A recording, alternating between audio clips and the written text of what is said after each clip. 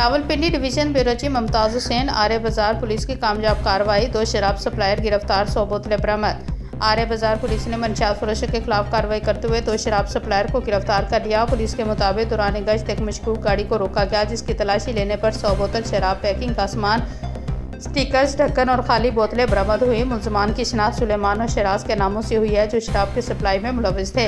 Police ने फौरी कार्रवाई करते हुए मुलजमान के खिलाफ मुकदमा दर्ज करके उन्हें गिरफ्तार कर लिया, जबकि उनकी ज़ेरे इस्तेमाल गाड़ी भी जब्त कर ली गई। एसपी पोटोहार तलहा वली ने कार्रवाई की तफसीलात बताते हुए कहा कि गिरफ्तार मुलजमान को ठोस शवाहिद के साथ चालान करके अदालत में पेश किया जाएगा। उन्होंने मजीद कहा कि रावलपिंडी पुलिस मंशियात के नासूर के खात्मे के लिए पूरी तरह मुतरक है और शराब सप्लायर और मंशियात फरोशों के खिलाफ बिला इम्तियाज कार्रवाइयाँ जारी रखी जाएंगी। आवाम से भी अपील की गई कि वो मंशियात फरोशों की निशानदेही करके पुलिस का साथ दें, ताकि समाज दुश्मन अनासर का किला कमा किया जा सके। पुलिस की इस कामयाब कार्रवाई पर शहरियों ने इत्मीनान का इज़हार किया और मंशियात फरोशों के खिलाफ मज़ीद सख्त इक़दामात का मुतालबा किया।